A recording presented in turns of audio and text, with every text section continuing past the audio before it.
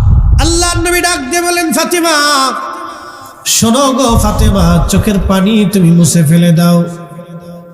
ফাতেমা রে, আল্লাহ রাব্বুল আলামিন তোমার নবীর এই পরিবারের মধ্যে আল্লাহ তোমার দুইটা সন্তান দিয়েছে ফাতেমা।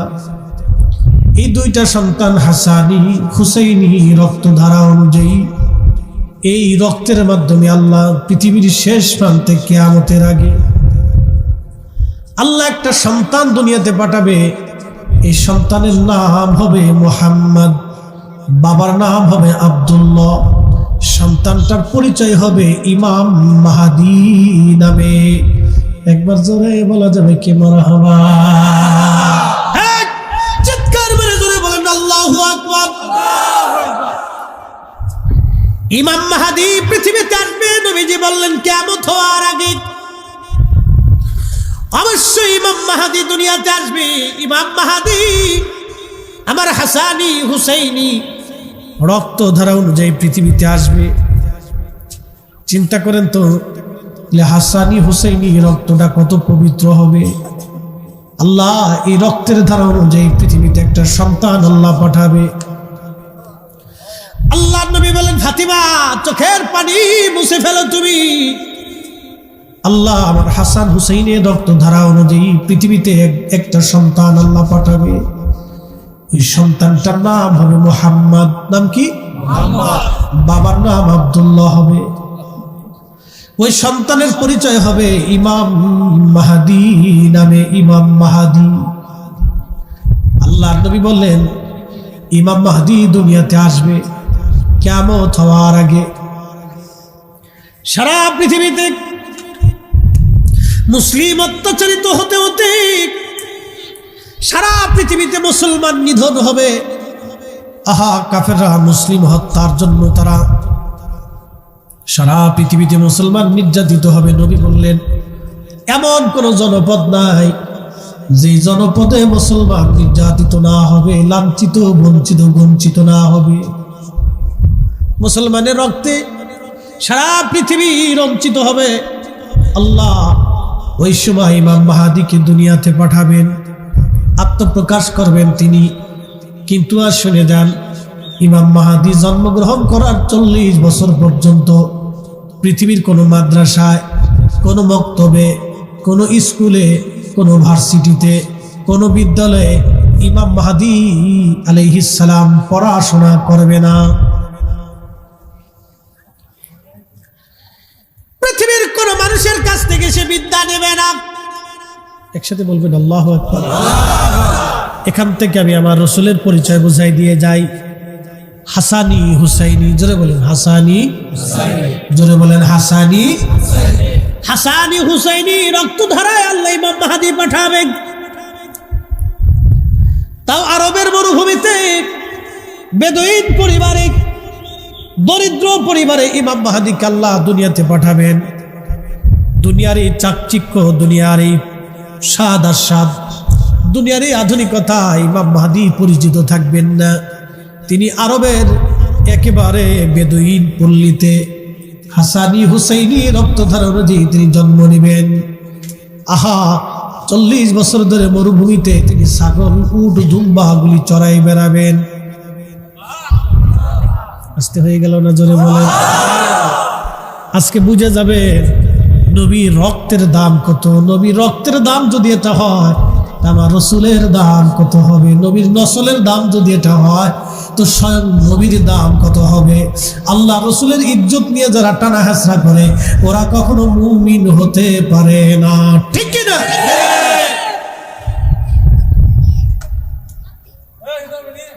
মাধবপুরের মুসলমান, জোয়াল ভাঙ্গার মুসলমান, মা বোনেরা, পুরুষেরা, যুবকরা ভালো করে শুনে যাবেন, ইমাম মাহদী দুনিয়াতে অবশ্যই আসবে। ইমাম মাহদী দুনিয়াতে কেন আসবে? অন্যায়, অত্যাচার, জুলুম পৃথিবীতে দাফন করার জন্য আল্লাহ ইমাম মাহদীকে দুনিয়াতে পাঠাবে। আজকে সারা বাংলাদেশ না, সারা পৃথিবীতে অন্যায় হয়, জুলুম হয়। 75 বছর ধরে ফিলিস্তিনের মুসলমানদেরকে ইসরায়েল ৭৫ বছর ধরে গুলি করে করে বোমা মেরে মেরে মারতেছে। আহা, ৭৫ বছরে 10 লক্ষ ফিলিস্তিনের বাড়িঘর ইসরায়েল নিয়ে চলে গেল। লক্ষ লক্ষ কোটি কোটি হেক্টর জমি ইসরায়েলরা দখল করে নিয়ে গেল। ৭৫ বছর ধরে মুসলমান মারে, সারা পৃথিবী নীরব হয়ে বসে বসে দেখে। মুসলমানের কান্নার আওয়াজ পৃথিবীর মানুষের কানে লাগে না, আরবদের কানে লাগে না। ফিলিস্তিনের ভাইয়ের কান্নার আওয়াজ আরবের মানুষের কানে এসে পৌঁছায় না। ফিলিস্তিনে গাজাতে রক্তের পর রক্ত বেশি বেশি যায়, কত রক্ত জমিনে ঝরে গেল। ৭৫ বছর ধরে তারা মাথা নত করে না। আজকে শুনে যাবেন, ইমাম মাহদী ওইখানে যাবেন, ওই মসজিদে ঈসা রুহুল্লাহ আলাইহিস সালাম পৃথিবীতে নামবেন। ওই ফিলিস্তিনে বাইতুল আকসাতে একটা মসজিদ হবে। ওই জায়গাকে শাম বলা হয়, বর্তমানে সিরিয়া, এরপরে জর্দান, এরপরে ফিলিস্তিন, লেবানন, লিবিয়া, মিশরের এক অংশ সহ এই পুরা অংশটাকে আগে শাম বলা হতো। শাম, এই শাম বলা হতো, পরে হলো সিরিয়া। এই সিরিয়ার রাজধানী হলো দামেস্ক। আর এই পুরা অঞ্চলটাকে আগে শাম বলা হতো। যেমন বাংলাদেশ, মায়ানমারের এক অংশ, রাখাইন করে নেপাল এবং ভুটান, ভারত, পাকিস্তান, শ্রীলঙ্কা, মালদ্বীপ, এই পুরা অঞ্চলটাকে আগে ভারতবর্ষ বলা হতো। সিরিয়া দিয়ে, ফিলিস্তিন দিয়ে বিরাট একটা অংশকে আগে শাম বলা হতো। এই বাইতুল আকসার পাশে একটা মসজিদ হবে সাদা। এই মসজিদে হযরত ঈসা রুহুল্লাহ আলাইহিস সালাম 2 ফেরেশতার কাঁধে ভর দিয়ে তিনি পৃথিবীতে অবতরণ করবেন। নবী হয়ে না, আখিরি নবীর উম্মত হয়ে আল্লাহ তাআলা দুনিয়াতে পাঠিয়ে দিবে। জোরে বলা যাবে কি ইয়া রাসূলুল্লাহ।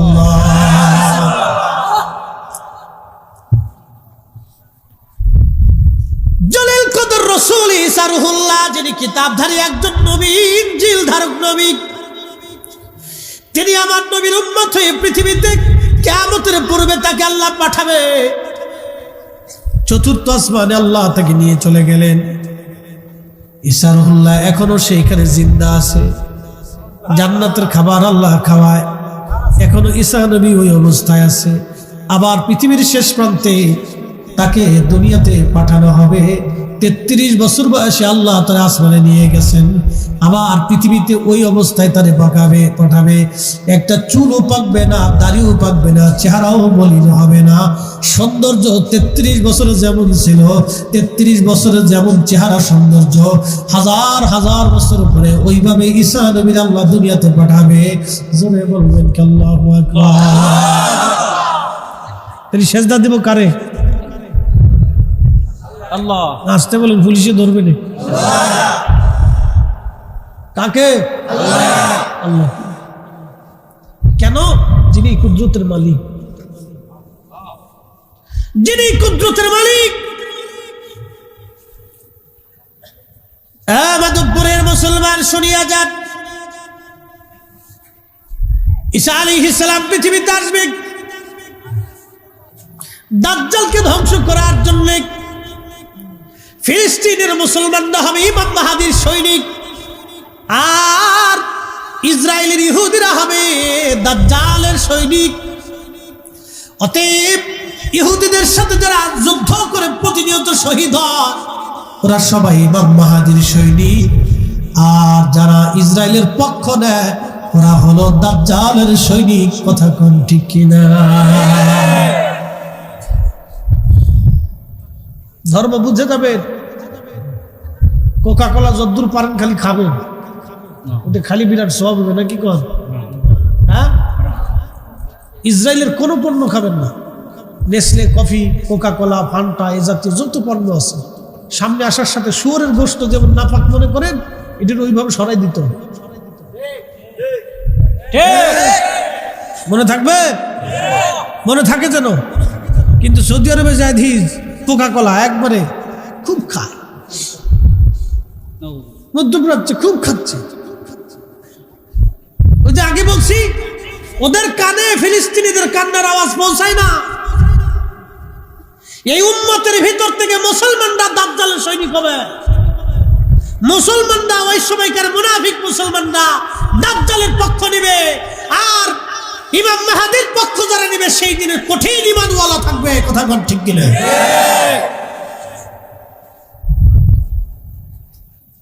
টুপি মাথায় দিয়ে, জুব্বা গায়ে দিয়ে, পাগড়ি মাথায় দিয়ে রাস্তায় হাঁটলে যদি ইমানদার হওয়া যেত তাহলে কাজই হয়েছিল। আজকে বলে দিয়ে যাই, অজুবিহীন আজকে সারা রাত্রে যদি তাহাজ্জুদ পড়েন হবে? আজকে সারা রাত যদি নামাজে দাঁড়ান, মসজিদে অজু নাই, নামাজ হবে? তো এরকম ইমানবিহীন সারা জিন্দেগি আমল হলেও জান্নাতে যাওয়ার আশা করা যাবে না। আরো পরিষ্কার বুঝাই, আপনাদের এলাকায় জেলেরা মাছ মারে না? প্রচন্ড শীতের মধ্যে হাওরে মাছ মারতে যায়। আপনারা যখন কাঁথা কম্বল দিয়ে ঘুমান তখন তারা ঠান্ডা পানির ভিতরে মাছ শিকার করে, মাছ ধরে। সকালবেলা এসে 500-1000 টাকা বিক্রি করার জন্য সারা রাত পরিশ্রম করে। আচ্ছা, মাছ ধরে যে ডোলই বা খালই বা খোলইর মধ্যে রাখে, ওটা আপনাদের দেশে কি বলে? ডুলা। ডুলার নিচে যদি ভাঙ্গা থাকে আর জেলে যদি সারা রাত মাছ মারে আর ডুলার মধ্যে রাখে, মাছ থাকবে? সকালবেলা মাছ পাওয়া যাবে? মুসলমানের ঈমান হচ্ছে আমল রাখার ডোলা। মুসলমানের ঈমান হচ্ছে আমল রাখার ডোলা। মুসলমানের ঈমানের বাক্স যদি ভাঙা থাকে তাহলে সারা জিন্দেগি আমল হলেও জান্নাত হবে না। আর মুসলমানের ঈমানের মূল ফাউন্ডেশন হবে আল্লাহর রাসূলের ভালোবাসা। যেই মুসলমানের অন্তরে রাসূলের ভালোবাসা নাই, আহলে বাইতের মহব্বত নাই, সে মুসলমান কামিল হতে পারে না। কথা বল ঠিক? আল্লাহু আকবার। ইয়া রাসূলুল্লাহ জিন্দাবাদ, ইয়া রাসূলুল্লাহ। আল্লাহু আকবার। শোনেন, আপনাদের কাছে একটা কথা বলি, তার কণ্ঠটা কে দিছে? আল্লাহ। সে তার গলার আওয়াজটাকে সঠিক কাজে ব্যবহার করতেছে। বুঝতে পারছেন? বহু মুসলমানের জবান আছে, গলা আছে, কিন্তু রসুলের পক্ষে স্লোগান বের হয় না। ও গলা দিয়ে আর জবান দিয়ে ছাতা হবে কি? যেই জবানে, যেই আওয়াজে, যেই গলাতে আল্লাহর এবং তার রসুলের পক্ষে স্লোগান হয় না, সত্যের পক্ষে স্লোগান হতে পারে না, সেই গলার আওয়াজ দিয়ে জবান দিয়ে হবে কি ছাতা? কথা কেমন? আপনাকে হককে হক বলতে হবে, না হককে না হক বলতে হবে, সত্যকে সত্য বলতে হবে, মিথ্যাকে মিথ্যা বলতে হবে। প্রিয় মাধবপুরবাসী, খুব মনোযোগ দিবেন। ইমাম মাহদী 40 বছর পর্যন্ত উট দুম্বা ছাগল চড়াবেন। দুনিয়ার মানুষ তাকে চিনবে না, ছেলেটাকে, যুবকটাকে। 40 বছর পরে সারা পৃথিবীতে মুসলিম নিধন চলতে থাকবে। ওই বছর হজের বছর হবে। লক্ষ লক্ষ হাজিরা হজ করার জন্য মক্কায় যাবে। আরাফাতের ময়দানে তারা কাঁদবে, আরাফাতের ময়দানে কান্নাকাটি করবে। মুজদালিফা হয়ে, মিনার মাঠ দিয়ে, জমারাত হয়ে হাজিরা হজ শেষ করে হজের কর্মকাণ্ড, জমারাতে পাথর মেরে তারা কাবায় আসবে। কাবায় এসে ফরজ তাওয়াফ করতে থাকবে। ওই ফরজ তাওয়াফ করার সময় ইমাম মাহদী আলাইহিস সালাম তিনি তাওয়াফ করতে থাকবে। জোরে বলেন, জোরে জোরে জোরে। ইমাম মাহদী তাওয়াফ করবে, কিন্তু কোটি লক্ষ লক্ষ মুসলমান কারো চেহারার সাথে ইমাম মাহদী আলাইহিস সালামের চেহারার মিল হবে না। কারো সৌন্দর্যের সাথে, অঙ্গভঙ্গির সাথে কারো ইমাম মাহদীর মিল হবে না। ইমাম মাহদী একেবারে ভিন্ন হবে। বলে কারণ কি? যেই দিন ইমাম মাহদী হজে আসবেন সেই দিন, আগের দিন আমার আল্লাহ তার কলবের ভিতরে এক রাতে সমস্ত বিদ্যা, ইলম, উলুমুল ফিক, উলুমুত তাফাসির, উলুমুল কোরআন, উলুমুল হাদিস এবং যত বিদ্যা আছে সারা পৃথিবীর মধ্যে, রণবিদ্যা, যুদ্ধবিদ্যা, যা কিছু আছে, অর্থনীতি, সমরনীতি, সমাজনীতি, ধর্মীয় সব বিদ্যা ইমাম মাহদীর কলিজার ভিতরে আমার আল্লাহ এক রাতে ইলম ঢুকাই দিবে। আল্লাহ তার রাসূলের বংশের একজন আওলাদ ইমাম মাহদীর কলবের ভিতরে রাতে সমস্ত বিদ্যা আল্লাহ ঢুকিয়ে দিতে পারে, তাহলে বলেন তো যে রক্তের উসিলায় ইমাম মাহাদি হয়েছে, নবীর রক্ত ছাড়া মাহাদি কখনো মাহাদি হতে পারবে না, ঠিক কিনা? যেই নবীর রসুলে, যেই নবীর নসলে, যেই নবীর রক্ত হওয়ার কারণে ইমাম মাহাদি এত বড় দাম, যার রসুলের কারণে এক রাতে আল্লাহ 40 বছর পরে আবার আল্লাহ তার কালবের মধ্যে বিদ্যা ঢুকাই দিবেন, তাহলে বলেন তো সেই নবীর এলেম কত? ওই নবীর এলেম নিয়ে যারা প্রশ্ন তোলে তারা কখনো মুমিন হতে পারে না, কথা কোন ঠিক কিনা? আমার দিকে তাকান, খালি তবারক খাই খিচুড়ি খেয়ে চলে গেলে হবে না। আমাদের সুন্নিদের একটা বদ অভ্যাস আছে, এই বদ অভ্যাস হলে এরা ওয়াজ শুনে না, আর ওয়াজ বাড়ি পর্যন্ত নেয় না। এরা ওয়াজ ঠিক মতো শুনে না, খালি মান কিছু বিড়ি টানবে, পান খাবে, এরপরে ঘুরবে, এরপরে আইসে একটু শুনে টুনে কাজ করতে মোনাজাত দিয়ে খিচুড়ি টুকলা টুকলা নিয়ে চলে যায়। কি কথা কর না? ওয়াজ মনোযোগ দিয়ে শুনতে হয় যে ওলামা ইকরাম কি বলে। আপনাকে এই ওয়াজের উপরে ইয়াকিন রাখতে হবে এবং বিশ্বাস স্থাপন করে কাজে পরিণত করে দেখাইতে হবে। ইমাম মাহাদিকে আল্লাহ কয় রাতে এলেম দিবে? জোরে বলেন। 40 বছরে কোনো মাদ্রাসা মক্তবে সে পড়বে না। কারণ কি? নবীজির নসল হওয়ার কারণে, রক্ত হওয়ার কারণে আল্লাহ যদি তারে এত দাম দিতে পারে, তাহলে আমার রসুলের ইলমের মর্তবা কত হতে পারে, তার উচ্চতা, তার সীমানা কত হতে পারে। এই জন্য সাহাবা ইকরামকে নবী কোনো বিষয়ে প্রশ্ন করলে আল্লাহ নবী সাহাবীরা জবাব দিতেন, আল্লাহু ওয়া রাসূলুহু আলাম। আল্লাহ জানে, নবী জানে, আল্লাহ জানে, নবী জানে, আল্লাহ জানে, নবী জানে, আল্লাহ জানে, নবী জানে। জোরে বলেন, আল্লাহ জানে, আল্লাহ জানে, আল্লাহ জানে, আল্লাহ জানে। আমরাও বলি আল্লাহ জানে, নবী জানে। সাহাবীদের যে আকীদা, আমরাও সেই একই আকীদা। কথা কোন ঠিক কিনা? কেউ যদি বেদাতি কয়, বলতে থাকো। বেদাতের গাঠটি বুকসা লইয়ে যা বসে থাকুক না, মাছ মারুক না, সাদা বিক্রি করুক, ওগুলি আমাদের দেখার সময়। এটা ইমাম মাহাদি পৃথিবীতে আসবে, কিন্তু আসার আগে একটা ঘটনা ঘটবে। কি ঘটনা? এবার শোনাই দিয়েছে। পৃথিবীতে 2টা নদী আল্লাহ জান্নাত থেকে আসা। একটা নদীর নাম ফোরাত নদী, আর একটা নদীর নাম নীল নদী। কয়টা নদী? 2টা নদী জান্নাত থেকে আসা। একটা নদীর নাম নীল নদ, আর একটা নদীর নাম ফোরাত।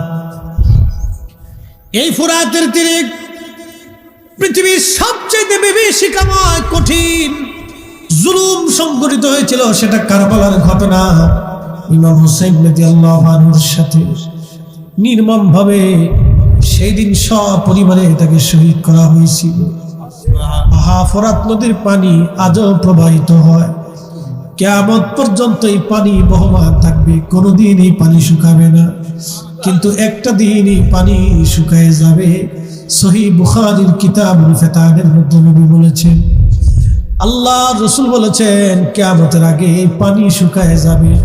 পানি শুকাইয়া ফোরাত নদীর নিচ থেকে সামনের পাহাড় ভেসে আসবে। এই পানি শুকিয়ে যাবে, পানির নিচে স্বর্ণের পাহাড় ভেসে আসবে। ওই স্বর্ণের পাহাড় দখলকে কেন্দ্র করে পৃথিবীতে মহাযুদ্ধ হবে, বিশ্বযুদ্ধ হবে, আর একটা মহাযুদ্ধ হবে।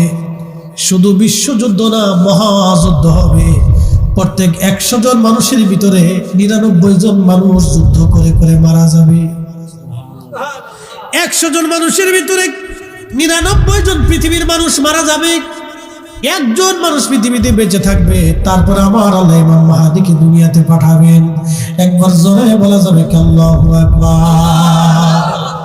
মাধবপুরের মুসলমান, ইমাম মাহদি দুনিয়াতে আসবে, সেই ঘটনা আজ আপনাদেরকে শোনাইতেছি। কারণ আল্লাহর নবী বলেন, ফাতেমা তুমি তোমার চোখের পানি মুছে ফেলে দাও, মুছে ফেলে দাও। এই জন্য তোমার 2টা সন্তানের রক্ত ধারা অনুযায়ী আল্লাহ এমন একজন ইমাম দুনিয়াতে পাঠাবে। আমি যেইভাবে কালেমার পতাকা আল্লাহর আকাশে উড্ডীন করেছি, আমার ইমাম মাহদি ওইভাবে সারা পৃথিবীর রন্দে রন্দে কালেমার পতাকা উড়াইবে। এমন ভাবে আমার মাহদি কালেমার পতাকা উড়াবে পৃথিবী।